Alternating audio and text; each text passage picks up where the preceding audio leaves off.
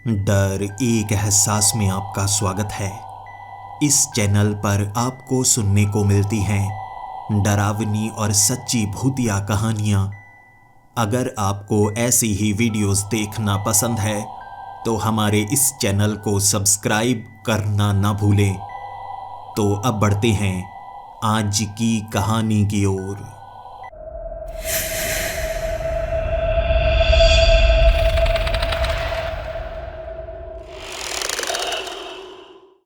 Hello दोस्तों, मेरा नाम राजवीर है और मैं पश्चिम बंगाल के बदानी गांव का रहने वाला हूं।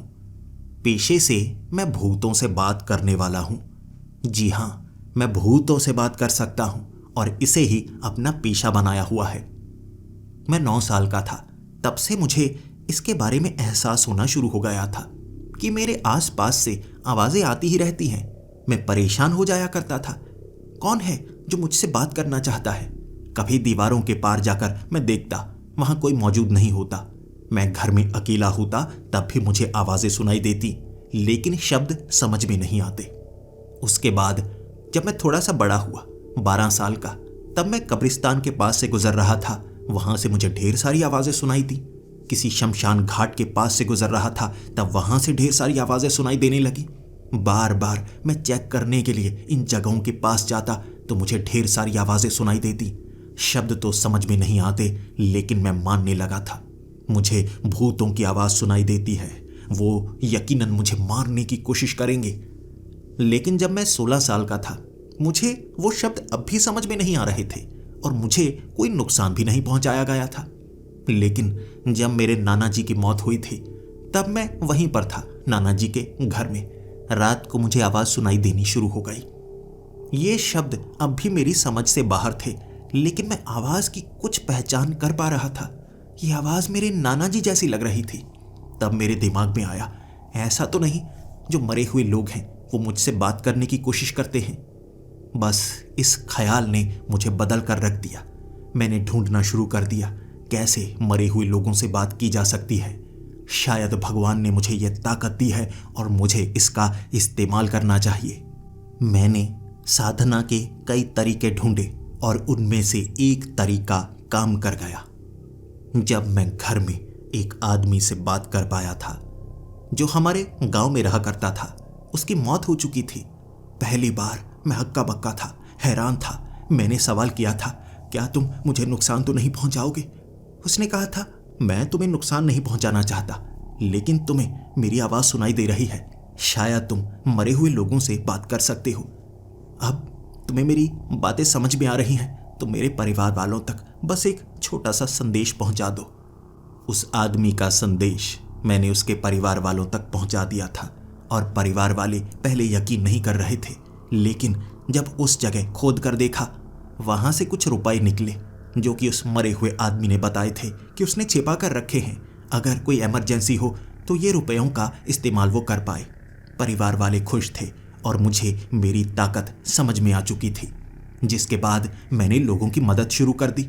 जब भी किसी की मौत होती, मैं वहां पर पहुंच जाता। वहां पर उस मरे हुए आदमी से बात करने की कोशिश करता। कई लोग मुझे बेइज्जत करते कि मैं ठग बन गया हूं, ठगने की कोशिश करता हूं, लेकिन मैं किसी से रुपया भी नहीं लिया करता था। कहते हैं ना, जब आप बिना वजह लोगों की मदद करने लगें तो आपको तिरस्कार का सामना करना पड़ता है, लेकिन अगर लोग खुद चलकर आपके पास आए फिर आपका तिरस्कार नहीं होगा, फिर आपका सम्मान होगा। मैंने इसे अपना पेशा बना लिया। उस समय मैं 18 साल का था। घर से ही ये काम शुरू कर दिया कि मैं मरे हुए रिश्तेदारों से बात करवा सकता हूँ। शुरू में लोगों को यकीन नहीं था, लेकिन जब मैंने कुछ लोगों को उनके मरे हुए रिश्तेदारों से बात करवा के दी, वो समझ गए मैं सच बोल रहा हूँ। मेरे आसपास से वो आवाज आती, बिल्कुल उनके मरे हुए रिश्तेदारों की तरह उनसे बात करती, और वो राज भी उनके सामने खुल जाते जो बिल्कुल मरे हुए के सीने में दफन थे। समय बीतता गया, मेरा नाम चलता गया। कई लोग मुझे ठग कहने लगे, जबकि कुछ लोग मुझ पर यकीन करने लगे। ये निर्भर है उस मरे हुए इंसान पर, वो कुछ बताना चाहता है या नहीं। मैं जिद नहीं कर सकता, उसे धमका नहीं सकता, मैं बस बात करवा सकता हूं। बाकी मरे हुए रिश्तेदार पर निर्भर है कि वो क्या बताना चाहता है। इसी तरह समय बीतता जा रहा था। मुझे लगता था कि ये मेरे लिए एक वरदान है, लेकिन इस बार मुझे ये समझ में आया था ये सिर्फ वरदान नहीं है, इसे अभिशाप भी कहा जा सकता है। उस दिन कुल 5 लोग थे जो घर में आए हुए थे। मैंने अपने एक कमरे को बिल्कुल कॉर्पोरेट ऑफिस की तरह बनाया था। बड़ा सा टेबल लगाया था, उसके पीछे एक कुर्सी रखी हुई और सामने 2 कुर्सियां। कमरे को बहुत साफ रखा हुआ था ताकि मुझसे जो मिलने के लिए आए उसे कोई परेशानी ना हो। पहले से ही किसी अपने को खोकर इंसान दुखी हो जाता है और मैं उसे और ज़्यादा दुखी करना नहीं चाहता था, क्योंकि मैं अब इस काम की कीमत लिया करता था और रुपए कमाने लगा था। ये रुपए मेरे काफ़ी काम आते थे, तो मैं लोगों की भी कुछ मदद तो कर ही सकता था। 4 घंटे इंतज़ार करके एक औरत मेरे उस कमरे में आई थी। मैंने सामने वाली कुर्सी उसे बैठने के लिए दी, जिसके बाद मैं भी अपनी कुर्सी पर बैठा और उसके बाद मैं कहने लगा, बताइए मैं आपकी कैसे मदद कर सकता हूँ। उस औरत ने अपना नाम बताया। मैं मिसेस भट्टाचार्य, मैं आपसे मदद चाहती हूँ। मुझे कुछ समझ में नहीं आ रहा। सब लोग यही कह रहे हैं कि मेरे बेटे ने आत्महत्या की है। हमारे घर की छत से उसने छलांग लगा दी, लेकिन मेरा बेटा तो बहुत खुश था। आखिर मेरा बेटा इस तरह छत से छलांग क्यों लगाएगा? मैं जानना चाहती हूँ, क्या आप सच में मरे हुए इंसान से बात कर सकते हैं? तो क्या मेरे बेटे से पूछकर आप बता सकते हैं उसने आत्महत्या क्यों की? मैं उसे इतना प्यार करती थी, वो जो चाहता मैं उसे लेकर देती। वो किसी लड़की को पसंद करता था तो बता देता, मैं कभी भी ना नहीं कहती थी। वो जो मांगता था मैं उसे लेकर देती थी। फिर मैंने उस औरत को समझाया, देखिए मैं आपके बेटे से आपकी बात तो करवा दूंगा, लेकिन आप इस तरह से निराश मत होइए, और जब आप अपने बेटे से बात करेंगी तो टूट मत जाना, क्योंकि कई बार मरे हुए लोग ऐसे संदेश भी देते हैं, ऐसी बातें भी करते हैं जिससे आप बहुत ज़्यादा निराश हो सकती हैं। तो अगर आपको तब पता चले कि सच में आपके बेटे ने किसी कारण आत्महत्या की है तो प्लीज़ मुझे दोष मत दीजिएगा और आप कुछ गलत कदम मत उठाइएगा, ये वादा कीजिए। मिसेस भट्टाचार्य ने वादा किया, जिसके बाद मैं उस औरत को लेकर दूसरे कमरे में गया। अब ये कमरा खास था, यहाँ पर मैं वो साधना किया करता था। साधना के वक्त जिस किसी का रिश्तेदार मरा हुआ होता, मैं उसका आवाहन करता, उसे वहाँ पर बुलाता और फिर उसकी आत्मा वहाँ पर आती और अपने रिश्तेदार से कुछ समय के लिए बात करती। सबसे पहले मैं उस कमरे में साधना शुरू करने से पहले उस औरत से ये जानना चाहता था कि उसका बेटा क्या करता था, उसकी मौत कैसे हुई, कौन सी जगह थी, ताकि आह्वान जब मैं करूं तब वही आत्मा यहाँ पर आए, कोई और आत्मा ना आए। ऐसा ना हो मैं किसी परेशानी में पड़ जाऊं। किसी गलत आत्मा को बुलाकर मैं परेशानी अपने सर पर मोल नहीं लेना चाहता था। मिसेस भट्टाचार्य ने बताया कि उनका बेटा एक फार्मास्यूटिकल कंपनी में काम किया करता था और वहां पर वो काफ़ी ज़्यादा खुश था। उसकी तनख्वाह भी काफ़ी ज़्यादा अच्छी थी। लेकिन उस रात पता नहीं क्या हुआ, मिसेस भट्टाचार्य घर में मौजूद नहीं थी। वो अपनी सहेलियों के साथ बाहर ही किटी पार्टी में थी। जब वो वापस आई तो ये दुर्घटना उनके सामने घटी थी। वो लाश सामने पड़ी थी और मिसेस भट्टाचार्य रो रो कर बेहोश हो गई थी। उसके बाद वहाँ इन्वेस्टिगेशन की गई। पुलिस वाले भी यही कह रहे थे कि आदित्य ने आत्महत्या की है। इन्वेस्टिगेशन पूरी हुई, बस यही हर कोई कह रहा था। लेकिन मिसेस भट्टाचार्य कह रही थी कि नहीं, मेरा बेटा आत्महत्या कर ही नहीं सकता। मुझे अब पूरी जानकारी मिल गई थी। जगह कौन सी है, नाम क्या है। मैंने आह्वान शुरू कर दिया, आदित्य तुम्हें यहाँ पर आना होगा। तुम्हारी माँ पुकार रही है। आखिरी बार तुम्हारी माँ तुमसे बात करना चाहती है। क्या तुम यहाँ पर आ सकते हो? जैसे जैसे उस साधना के जरिए मैं आह्वान करता जा रहा था, वो कमरा ठंडा होता जा रहा था। ये कमरा गर्म था। ऊपर टीन की छत पड़ी हुई थी, जिस कारण धूप के कारण ये कमरा काफ़ी ज़्यादा गर्म हो जाया करता था। लेकिन जब मैं ये साधना करता, किसी आत्मा को यहाँ पर बुलाता, तो कमरा बहुत ज़्यादा ठंडा हो जाता। ठंड लगने लगती, लेकिन मैं उस साधना से उठ नहीं सकता था। कमरे में कई दिए रखे होते। यहाँ हवा नहीं आती थी, ना कोई हिलता था, लेकिन दिए की रोशनी अपने आप इधर उधर हिलने लगती। वो आग फड़फड़ा रही होती और जैसे ही 5 दिए अपने आप बुझ जाते, यानी आत्मा यहाँ पर आ चुकी है। एक एक करके वो 5 दिए बुझ चुके थे। मिसेस भट्टाचार्य जरा भी नहीं डरी थी। एक मरे हुए की आत्मा अगर आपके पास आए, ज्यादातर लोग तो बेहोश होने की कगार पर पहुंच जाते हैं, डरे हुए होते हैं, लेकिन मिसेस भट्टाचार्य मुझ पर पूरा भरोसा किए हुए थी। वहां एक आवाज सुनाई दी, मां मां। मिसेस भट्टाचार्य बहुत ज्यादा रोने लगी और कहने लगी थी, ये मेरे बेटे की आवाज है, ये मेरे बेटे की आवाज है। मैंने मिसेस भट्टाचार्य को कहा था कि मैं एक शब्द तक नहीं बोलूंगा, जो बोलना है आपको बोलना है, मेरा मुंह बंद रहेगा। अगर मैंने कोई शब्द बोला जो कि मैं 5 मिनट बाद ही बोलूंगा, तब उसकी आवाज आना बंद हो जाएगी। 5 मिनट में जो पूछना है आप पूछ सकती हैं, जो बताना है आप बता सकती हैं, बस 5 मिनट मिलेंगे, इतने में आप बात कर लेना। मिसेस भट्टाचार्य आदित्य से बात कर रही थी। बेटे बेटे तुम कहाँ चले गए? मैं तुमसे बहुत दूर हो गई हूँ, तुम्हारी बहुत याद आती है, तुम्हारे सिवा मेरा कोई नहीं है। क्यों किया तुमने ये, क्यों किया? क्या कमी रह गई थी मेरे प्यार में? क्या कोई लड़की का चक्कर था? क्या कोई परेशान कर रहा था? उसके बाद आदित्य ने कहा, मां, मैंने आत्महत्या नहीं की है, किसी ने मुझे धक्का दिया था। मैं तो छत पर था, फोन पर बात कर रहा था, अचानक किसी ने मुझे धक्का दे दिया। मिसेस भट्टाचार्य ने कहा, फोन तो वहां पर मिला ही नहीं, तुम्हारा फोन तो कह रहे हैं कि चोरी हो गया था और जानकारी भी नहीं निकाली जा सकी। आदित्य की आत्मा कह रही थी, मां, मुझे धक्का दिया गया, मैं छत पर था, किनारे पर था, किसी ने पीछे से मुझे धक्का दिया। मिसेस भट्टाचार्य ने कहा, बताओ किसने तुम्हें धक्का दिया? तुमने आत्महत्या नहीं की, मुझे यकीन था, किसने तुम्हें धक्का दिया? आदित्य की आत्मा ने कहा, मुझे नहीं पता, मैंने पीछे मुड़कर देखा था, पीछे अंधेरा था, मैं वो चेहरा देख नहीं पाया और उसके बाद पूरी तरह से अंधेरा हो गया।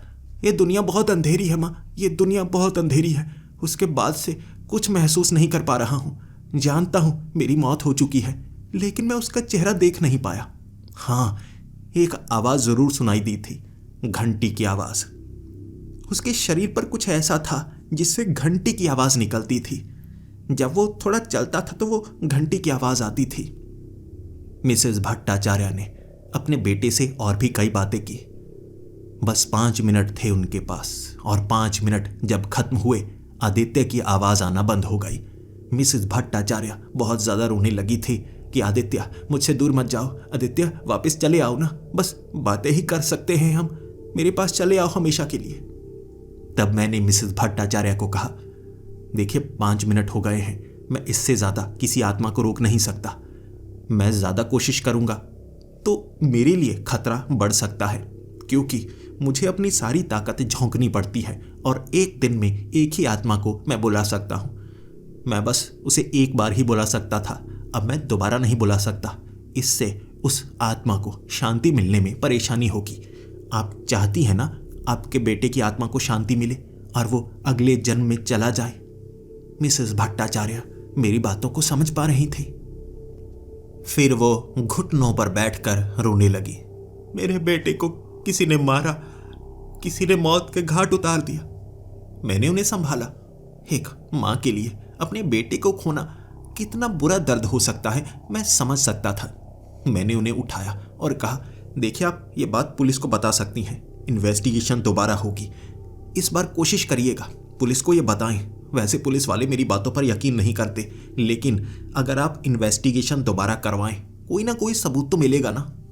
जिसके बाद मिसेस भट्टाचार्य ने कहा था, मैंने पुलिस वालों को 10 लाख रुपए देने की कोशिश की थी, इन्वेस्टिगेशन दोबारा करवाई गई, लेकिन वो ढूंढ नहीं पाए कि किसी ने धक्का दिया होगा या नहीं।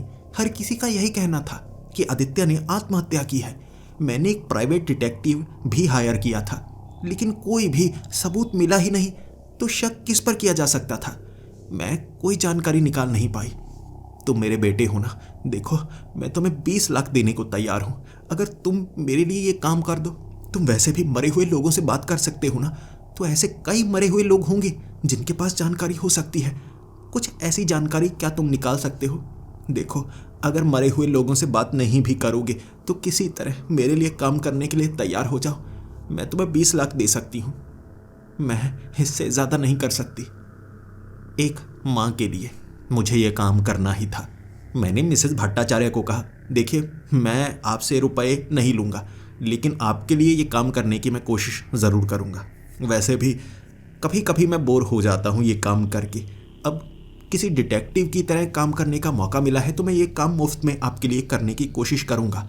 जो सबूत मैं इकट्ठे कर सकता हूँ मैं करूँगा। मैं मेहनत करूँगा।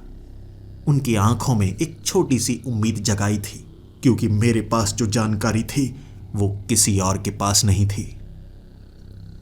शुरुआत मैंने आदित्य की माँ मिसेस भट्टाचार्य से ही की। उनके घर में मैं पहुंच चुका था। आदित्य के कमरे में गया। वहां जाकर एक एक करके चीजों को देखने लगा। हो सकता है घर में कुछ ऐसा था जिस पर आदित्य का ध्यान नहीं गया। कोई ऐसी जानकारी जो उसके पास हो जिसके बाद कातिल को उसे मारना पड़ा। या हो सकता है घर में कोई चोरी करने के लिए आया हो और ये एक हादसा हो कि उसे आदित्य को धक्का देना ही पड़ा, क्योंकि आदित्य वहां गवाह बन सकता था। घर की तलाशी लेनी मैंने शुरू कर दी। मिसेस भट्टाचार्य मेरे साथ ही थी। मैं उन्हें कह रहा, अपने घर को देखने की कोशिश कीजिए। क्या आपको लगता है घर से कोई चीज़ गायब है? कोई ऐसी चीज़ जो कीमती हो सकती है? आप लॉकर चेक कर लीजिए, अलमारी चेक कर लीजिए, बाकी भी ऐसी जगह जहाँ कुछ छिपाया हो सकता है। इससे मैं समझने की कोशिश करूँगा क्या ये किसी चोर का काम तो नहीं। मिसेस भट्टाचार्य पूरा दिन ये काम करती रही। घर में वो हर चीज़ मौजूद थी जो पहले भी यहाँ पर थी। कोई चीज़ गायब नहीं थी, यानी ये किसी चोर का काम नहीं है। लेकिन फिर भी मुझे पूछताछ करनी ही थी, तो मैंने पड़ोसियों से बात करना शुरू कर दी। पड़ोसी भी इस कत्ल के बारे में जानते थे, लेकिन उन्हें भी लगता था कि आदित्य ने आत्महत्या ही की है। मैंने उनसे पूछा, आपको क्यों लगता है कि आदित्य ने आत्महत्या की होगी? उनका कहना था कि पुलिस वालों ने ऐसा ही कहा है, और जो पुलिस वाले कहते हैं वही तो सच होता है ना। इन्वेस्टिगेशन की गई है। मैंने कहा, इन्वेस्टिगेशन की गई तो कोई सबूत नहीं मिले, लेकिन इससे यह पक्का नहीं होता कि उसने आत्महत्या ही की थी। ये कत्ल भी हो सकता है, क्योंकि वो जो फाइल है अब तक बंद नहीं की गई है। सबूतों के अभाव के कारण फाइल अब भी खुली ही है। आस पड़ोस में कई लोगों से बात की। रात के वक्त घर की छत पर कोई भी मौजूद नहीं था, कोई गवाह नहीं था। दूर दूर के घरों तक मैं किसी से जानना चाहता था जो उस समय वहां मौजूद हो। दूर से ही किसी ने देखा हो, कोई चीखने की आवाज, कोई लड़ने की आवाज, ऐसा कुछ नहीं था। आदित्य के शरीर के ऊपर भी कोई निशान नहीं थे। उसके बाद मैंने आदित्य के दोस्तों से पूछताछ शुरू कर दी। इसमें मिसेस भट्टाचार्य ने मेरी मदद की। मैंने अपनी पहचान छिपाई हुई थी। अगर किसी को पता लगता कि मैं भूतों से बात कर सकता हूं, हो सकता है सामने वाला मुझसे बात करना ही नहीं चाहता, मुझे कोई ठग समझा जाता। इस तरह से मैं आदित्य के दोस्तों से बात करने लगा। क्या आदित्य किसी से प्यार किया करता था? कोई लड़की जो उसे धोखा दे गई हो? आदित्य के दोस्तों ने बताया कि वो बड़ा शरीफ लड़का था। कई लड़कियां पसंद तो करती थी, लेकिन वो लड़कियों से दूर रहता था। वो काम पर ज़्यादा ध्यान लगाना चाहता था। कॉलेज के समय एक लड़की से उसका अफेयर था। प्यार किया करता था उस लड़की से, लेकिन बाद में उसने धोखा दे दिया था और वो शादी करके अमेरिका जा चुकी है। मैंने उनसे पूछा, क्या वो लड़की इस समय यहाँ मौजूद है या अभी विदेश में है? जानकारी मिली वो विदेश में ही है और उनका कोई भी रिश्तेदार यहाँ पर नहीं है। यानी ये वाला एंगल भी अब दूर हो गया है। इससे भी कोई फायदा नहीं होगा। ऑफिस में भी आदित्य का किसी से झगड़ा नहीं हुआ था। ऑफिस फ्रेंड्स से भी मैंने काफ़ी कुछ जानने की कोशिश की, लेकिन कोई जानकारी मैं निकाल नहीं पाया। 3 दिन बीत चुके थे। मेरी समझ में कुछ नहीं आ रहा और मुझे गांव वापस आना पड़ा। मैंने मिसेस भट्टाचार्य को कह दिया था कि मैं थोड़ा दिमाग खुला करना चाहता हूँ, शुरू से सोचना चाहता हूँ। आपकी मदद मैं ज़रूर करूँगा। मैं कोई और केस तब तक नहीं लूँगा जब तक आपको इंसाफ दिला नहीं देता। पूरी कोशिश करूँगा। घर आकर मुझे लगा मुझे किसी ऐसे से बात करनी चाहिए जो इन चीज़ों पर मुझे ज़्यादा अच्छे से समझा पाए। मैंने ऐसी आत्मा को बुलाया था जो एक डिटेक्टिव की थी। उसकी मौत कुछ ही दिन पहले हुई थी, लेकिन वो काफ़ी मशहूर डिटेक्टिव था। अब उसकी आत्मा को बुलाने के लिए, उससे बात करने के लिए मेरे पास कोई नहीं आया था। मुझे लगा अगर मैं उससे बात करूं तो इस केस के बारे में भी शायद कुछ जान पाऊं या समझ पाऊं कि केस को सुलझाने के लिए किस तरीके का इस्तेमाल किया जा सकता है। जो काम मुझे आता था मैंने वही किया। उस आत्मा को मैंने वहां पर बुलाया उस साधना के जरिए, और वो डिटेक्टिव मुझसे बात करने लगा। वो जानना चाहता था कि उसकी आत्मा को मैंने क्यों बुलाया है। उसका कोई रिश्तेदार नहीं था, वो हर किसी से लड़ चुका था, अकेले रहना उसे पसंद था। लेकिन मैंने उसे कहा कि मुझे तुम्हारी मदद की ज़रूरत है, अगर तुम मेरी मदद करोगे तभी मैं किसी को इंसाफ दिला सकता हूँ। ये बात उस पर असर कर गई। भले ही वो बहुत अकड़ू था, बहुत लड़ाई झगड़ा करता था, लेकिन इंसाफ दिलाने के लिए वो हर हद पार कर देता था। इसीलिए उसने मेरी मदद की और 5 मिनट में मुझे बताया। कई बार कई केस में जिसकी मौत हुई हो उसने आत्महत्या की हो, ना तो परिवार वालों को उसने कुछ बताया होता है, ना दोस्तों को बताया होता है। ऐसे लोग अपने राज उन लोगों को बताते हैं जिससे कोई खतरा ना हो। जैसे कोई पान खाता हो तो पान वाले भैया से बात करता है, कोई ऑफिस से बाहर निकलकर जहां सिगरेट पीता है वहां किसी अनजान से बात करता है, या जिसके पास वो चाय पीने के लिए जाता हो। तुम ऑफिस के नीचे जहां चाय मिलती है वहां पूछने की कोशिश करो। जहां जहां वो जाता था, कभी कभी जाता था, वहां लोगों से बात करने की कोशिश करो। 5 मिनट में मुझे उस डिटेक्टिव ने कई तरीके बताए थे। मैं उन तरीकों को अपनाने वाला था। उसके बाद वो क्रिकेट खेलने के लिए जहां पर जाता था, अनजान लोग थे, मैंने उनसे बात की। वहां से भी कोई जानकारी मैं निकाल नहीं पाया। फिर दूसरा तरीका अपनाया। क्या आदित्य सिगरेट पीता था? जवाब ना में मेरा। लेकिन वो चाय ज़रूर पीता था, और चाय ऑफिस में नहीं पीता था। कई बार काम के प्रेशर के कारण उसे ऑफिस से बाहर निकलना पड़ता और बाहर जाकर एक छोटे से ठेले के पास बैठकर वहां वो चाय पिया करता था। मैं भी उसी चाय की टपरी के पास पहुंच गया और चाय बनाने वाले उस लड़के से मैं बात करने लगा। उसकी उम्र 19 साल थी। यहाँ पर वो चाय बनाने का काम पिछले 2-3 सालों से कर रहा था। मैंने उसको कहा, क्या तुम आदित्य भैया को जानते हो? उसने कहा, हाँ, आदित्य भैया बड़े अच्छे थे, चाय पिया करते थे और कुछ ना कुछ खाने के लिए लेकर आते थे। मुझे साथ बिठा लिया करते थे, कहते थे तुम्हारी चाय बड़ी अच्छी है, साथ बैठो, चाय पीते हैं और बिस्किट खाते हैं। लेकिन असल में मैं समझ पाया, वो मेरे साथ बैठा करते थे और दिल को हल्का किया करते थे, क्योंकि वो किसी को बताते तो हर कोई उन्हें जज किया करता था। वो थोड़े परेशान थे। मैं अब उस चाय की टपरी पर ऐसी जानकारी पा सकता था जो कोई और अपना भी नहीं दे सकता था। उस लड़के ने बताया कि आदित्य भैया कुछ दिनों से बहुत ज़्यादा परेशान थे। यहाँ पर आकर बहुत ज़्यादा उदास रहा करते और कहते, किस मुसीबत में फंस गया हूँ, अब इस मुसीबत से कैसे निकल पाऊंगा। मैंने उस लड़के को कहा, बताओ मुझे, कौन सी मुसीबत? क्या कोई उसे परेशान कर रहा था? कैसी मुसीबत की बात कर रहे हो? वो लड़का घबरा रहा था, इधर उधर झांक रहा था, और तभी मुझे समझ में आ गया वो कुछ ऐसा जानता है जिससे उसे डर लग रहा है। मैंने उसको कहा, तुम मुझे बता सकते हो, ये जानकारी मैं किसी को नहीं दूंगा। मैं आदित्य का काफ़ी खास हूँ, ये जानकारी अपने तक ही रखूंगा। बस मुझे जानना है, मैं जानना चाहता हूँ वो किस परेशानी में था, उसने आत्महत्या क्यों की। वो लड़के ने कहा, भैया ने आत्महत्या नहीं की होगी। भैया ने आत्महत्या की होती तो समझ में आता, मुझसे कुछ ना कुछ ऐसा तो कहते। मरने के बारे में नहीं सोच रहे थे वो, बस इस झंझट से दूर जाने के बारे में सोच रहे थे। कोई इतनी बड़ी झंझट भी नहीं थी। मैं आपको बताता हूँ, ये बात किसी को मत बताइएगा। उनके ऑफिस में कुछ गड़बड़ चल रही है। फार्मास्यूटिकल कंपनी है ना, कुछ ऐसी दवाइयाँ बन रही थी जो नहीं बननी चाहिए और उन्हें एक्सपोर्ट किया जाता है। भैया यहाँ आकर कहा करते थे कि ऐसी दवाइयाँ बाजार में पहुँच जाएं तो लोगों को नुकसान हो सकता है, लेकिन कोई मानने को तैयार नहीं है।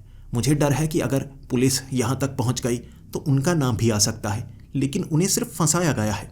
जैसे आप किसी कंपनी में काम करते हैं तो वहाँ आपको पता नहीं होता कि आपकी पीठ पीछे क्या काम चलता है। वहाँ ऑफिस रात को भी खुला रहता था और रात के वक्त भी काम होता था जब भैया मौजूद नहीं हुआ करते थे। उन्हें यह पता लग गया था और उन्होंने एक बार सर को भी कहा था, कंपनी के मालिक, और उन्होंने कहा था चुपचाप काम करते रहो। जिसके बाद अब वो ना तो काम को छोड़ सकते थे क्योंकि उन पर पेनल्टी लगाई गई थी। उन्हें वो टारगेट पूरी करने थे। अगर वो टारगेट पूरे नहीं करते, काम को छोड़कर जाते, तो पेनलाइज किया जाता उन्हें और 50 लाख की डिमांड होती। इसीलिए वो फंसे हुए थे। वो ये काम को करना नहीं चाहते थे, काम को छोड़ नहीं सकते थे। इसीलिए यहाँ आकर अपने दिल की बात मुझसे साझा किया करते थे।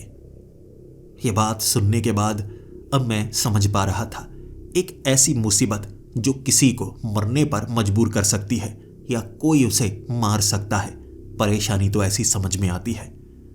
मैंने उस लड़के से पूछा था, इस कंपनी का मालिक कौन है और क्या मैं उससे मिल पाऊंगा? ज्यादा बड़ा आदमी तो नहीं है।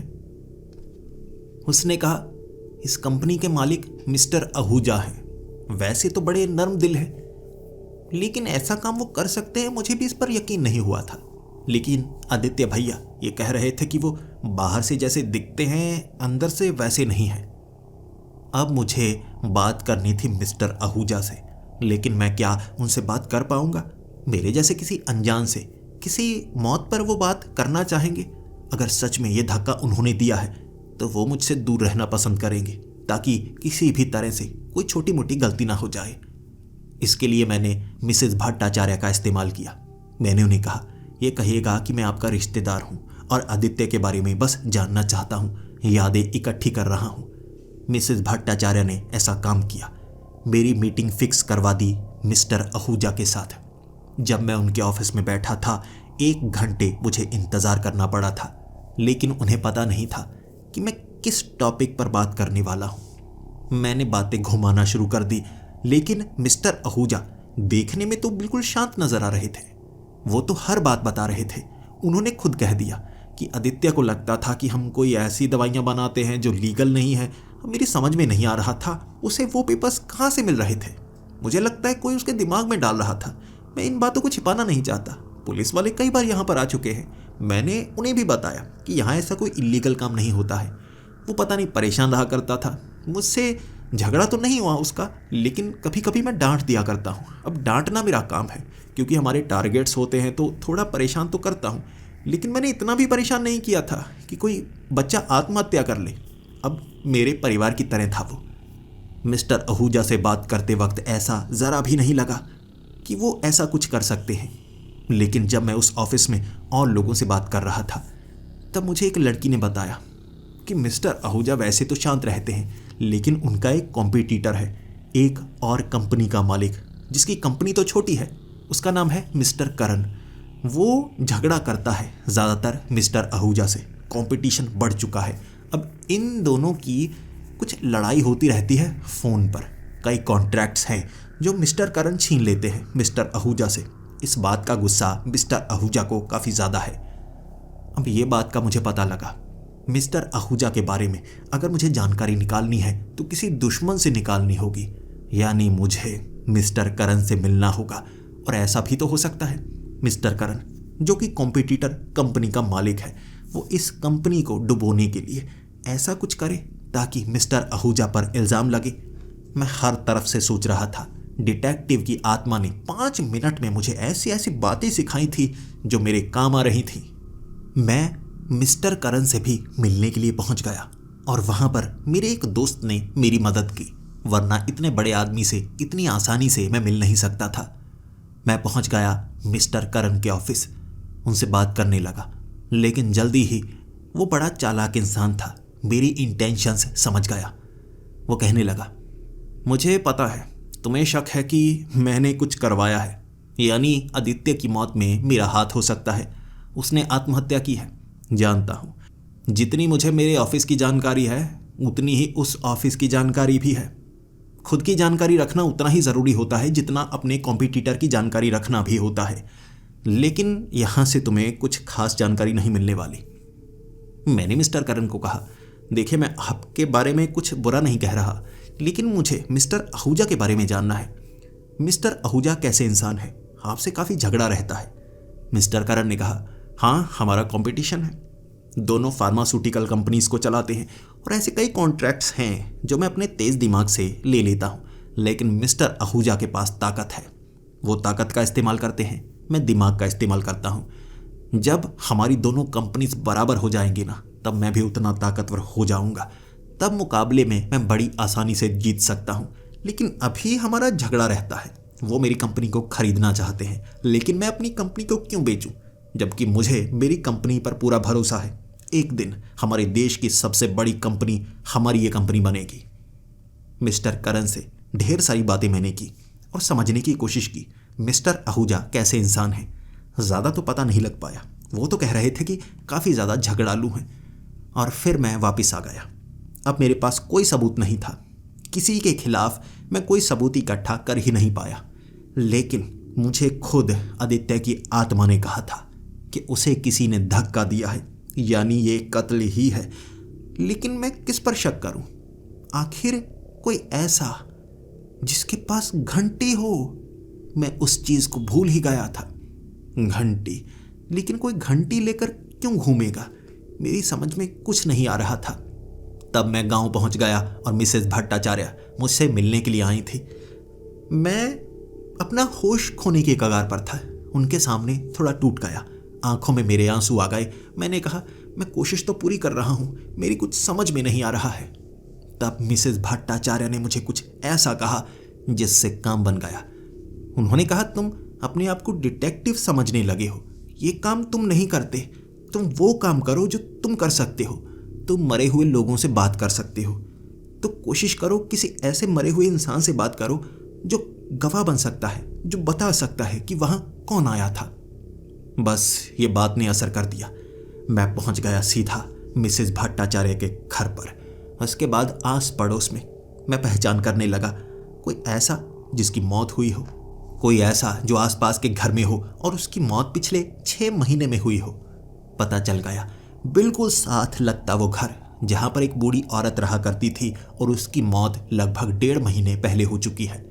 मुझे उसकी आत्मा का आह्वान करना था और शायद उससे कुछ पता चल पाए, लेकिन इसके लिए मुझे पड़ोस के घर पर जाना था।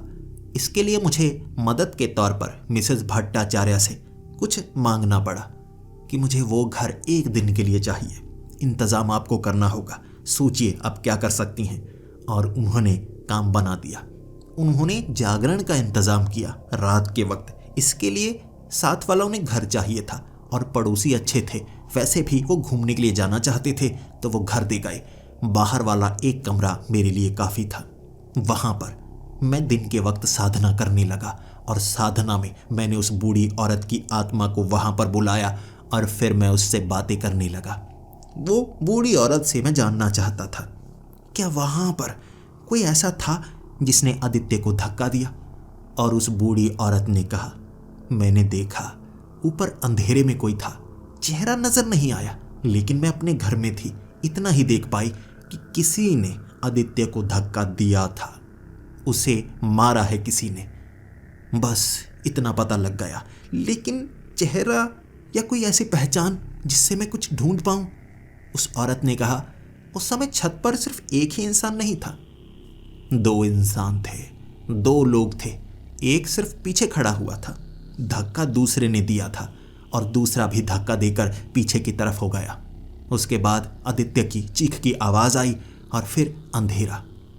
एक आत्मा इतना ही बता सकती थी और मुझे ये भी पता लग गया, ये एक इंसान का काम नहीं है, 2 लोगों का काम है। लेकिन अब 2 लोगों को कहाँ से मैं ढूंढ सकता हूँ? उस बूढ़ी औरत ने ये भी कहा कि एक आदमी से घंटी की आवाज़ आ रही थी। वो आवाज़ इतनी दूर भी सुनाई दे रही थी। ये 2 लोगों से मुझे पता लगा कि घंटी की आवाज़ आ रही थी। यानी मुझे तहकीकात इस तरह से करनी होगी कि मुझे पता लगे कि ये घंटी का रिश्ता इस कत्ल के साथ कैसे है। मुझे लगा कि भले ही मिस्टर करण खुद को बहुत चालाक कहते हैं, लेकिन असल में वो इंसान इतना चालाक नहीं है जितना मिस्टर आहूजा है। जो आपको देखने में बेवकूफ़ लगे, असल में वो सबसे चालाक होता है। बस बेवकूफ़ बनने का दिखावा करता है। इतनी बड़ी कंपनी चलाने वाला ऐसा शांत इंसान तो हो नहीं सकता। जिसके बाद मुझे लगा मुझे मिस्टर करण से बात करनी होगी। हो सकता है कुछ ना कुछ मुझे पता चले, मैं मिस्टर आहूजा के खिलाफ कोई सबूत इकट्ठा कर पाऊँ। थोड़ा दबाव बनाने की कोशिश करूँगा। मिस्टर करण से मिलने के लिए फिर से मैं पहुंच चुका था। उनके ऑफिस में मुझे 1 घंटे इंतज़ार करवाया। वो मुझसे मिलना नहीं चाहता था, लेकिन मैंने मिस्टर करण के पास एक मैसेज भिजवा दिया, आज अगर आप नहीं मिलेंगे हो सकता है आप जेल तक पहुंच जाएं। बस मेरा ये मैसेज पहुंचा। मुझे लगा था मैं अंधेरे में तीर चलाऊंगा।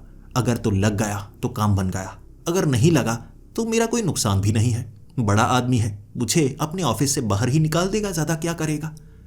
लेकिन ये मैसेज का असर उस पर ऐसा पड़ा था, उसने डरते डरते मुझे अपने उस ऑफिस में बुलाया था। खिड़कियां बंद कर ली, दरवाज़ा बंद कर लिया और फिर मुझसे कहने लगा, तो तुम्हें क्या पता लगा है। मैं भी जानबूझकर दिखावा करने लगा। पता तो मुझे कुछ ऐसा लग गया है कि अब आप भी फंसेंगे और हो सकता है मिस्टर आहूजा भी फंस जाएं। तब वो टूट पड़ा, कहने लगा, देखो मुझे फंसाने की कोशिश मत करो, जो भी करता हूं मैं नहीं करता हूं। मिस्टर आहूजा बहुत ज़्यादा ताकतवर है, बहुत ज़्यादा ताकतवर है। देखो मैं वहाँ कुछ करने के लिए नहीं गया था और मैंने कुछ किया भी नहीं। ये उसने मुझे फंसाया है, मुझे वो अपने साथ रखना चाहता था। जब उसने ऐसा किया, अपने कोट के बीच में उसने ब्रेसलेट फंसाया हुआ था, जो हाथ ऊपर करते ही बाहर की तरफ आ गया। उस पर लगी हुई एक घंटी, वो घंटी की आवाज़ जब मुझे सुनाई थी मैं समझ गया, ये घंटी की आवाज़।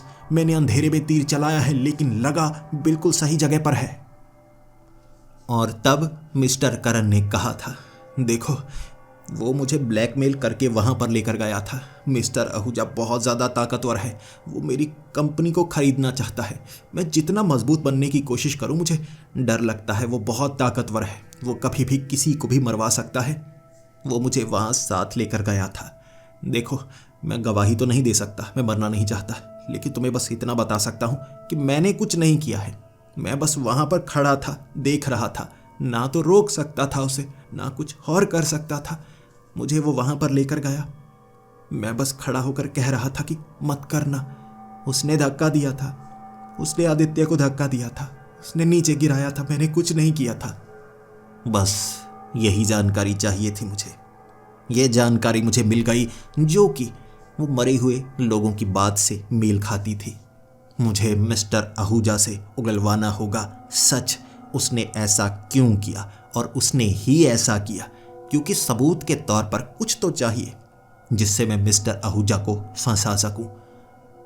मुझे बस अब एक तरीका अपनाना होगा। वो तरीका अगर काम कर गया तो बात बन जाएगी।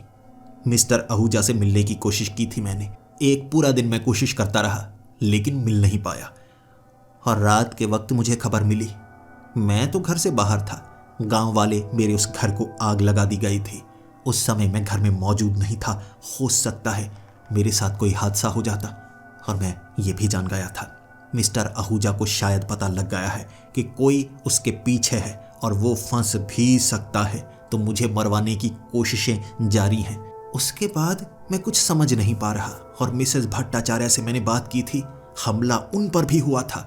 मैं समझ गया ये मिस्टर आहूजा का काम है, लेकिन सबूत भी इकट्ठे करने हैं और खुद को भी बचा कर रखना है।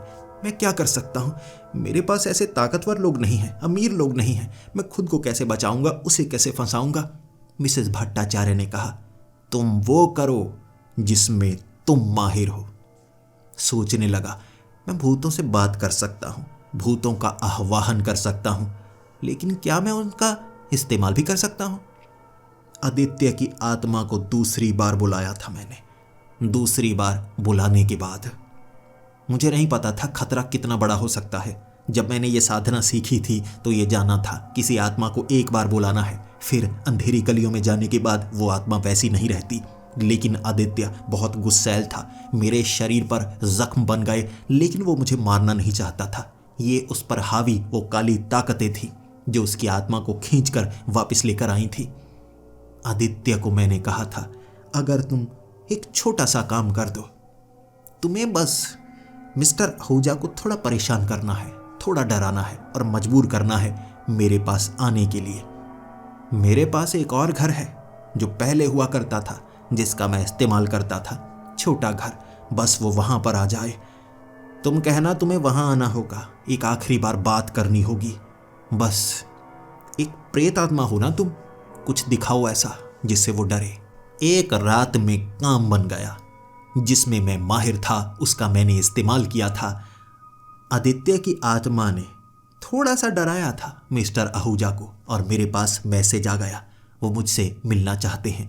और मेरा भी मैसेज गया, अगर मुझे मारने का एक और तरीका ढूंढ लिया है फिर तो मेरे पास आने की ज़रूरत नहीं है। मैं आपको कभी ना कभी फंसा तो दूंगा ही, लेकिन अगर आप बचना चाहते हैं तो अकेले आइएगा। अकेले आएंगे तो हो सकता है मैं आपकी मदद करूं।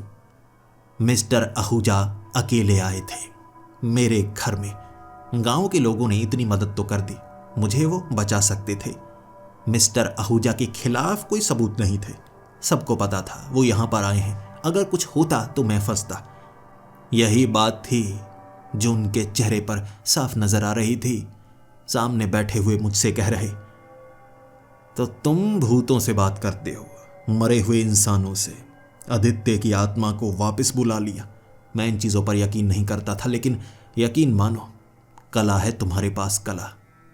मैंने कहा, कला इससे भी ज़्यादा है मेरे पास।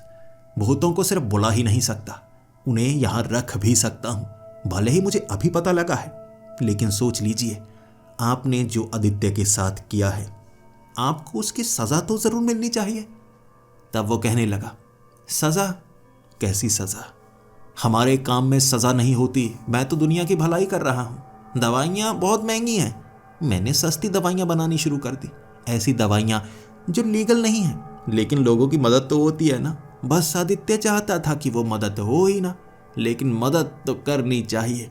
अगर रास्ते में रुकावट आती है तो मैं उस रुकावट को ख़त्म करना जानता हूँ। वो जान गया था मेरी सच्चाई।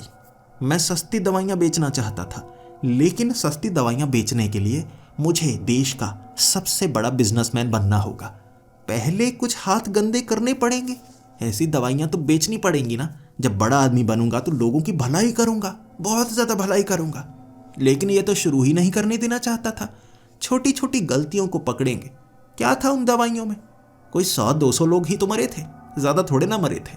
1.5 अरब आबादी है भारत की, 150 लोग ऐसी दवाई से मर गए तो क्या गलत किया मैंने? हजारों को बचाऊंगा भी तो। मैंने उसको कहा था, लेकिन एक इंसान को बचाने के लिए अगर किसी और को मारना पड़े तो उसमें अच्छाई कैसी? किसी को मारकर किसी को बचाना सही नहीं होता। हर किसी की अपनी नियति।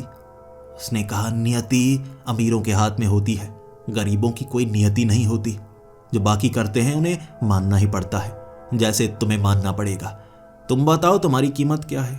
काम करते हो ना तुम भी रुपयों के लिए, कीमत बताओ। मैं बड़ी से बड़ी कीमत देने को तैयार हूँ। मिसेस भट्टाचार्य कितने रुपए दे रही हैं? मैंने नहीं बताया, लेकिन उसने खुद बोला 20 लाख। 20 लाख का सौदा हुआ है ना, वो भी जान गया हूँ। देखो, हर चीज़ जान गया हूँ, किससे बात की है अब तक, कहाँ कहाँ बात कर सकते हो। मैं तुम्हें कई गुना ज़्यादा देता हूँ, 2 करोड़, 10 गुना ज़्यादा। एक बार 2 करोड़ तुम्हारे अकाउंट में आ गए, भूल जाओगे भूतों से बात करना। क्या भूतों से बात करनी, इंसानों से बात करो, घूमो दुनिया, मज़े करो।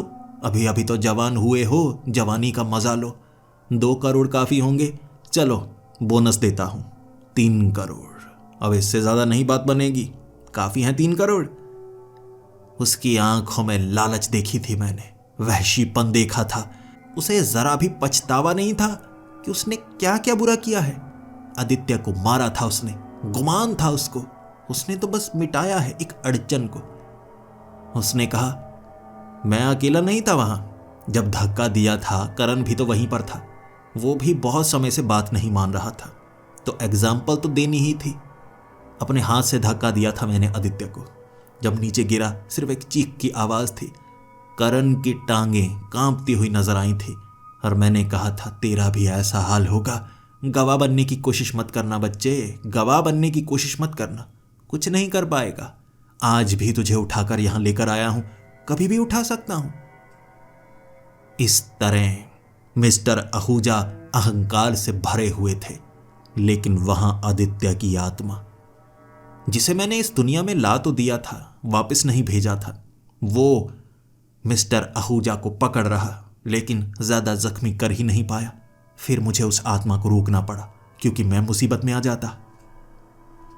फिर मिस्टर आहूजा ने कहा था, देख, बात तो मानने वाला नहीं, ताकतवर है, लेकिन इतना ताकतवर नहीं कि पैसे के नीचे किसी को दबा सके। तुझे दबना होगा।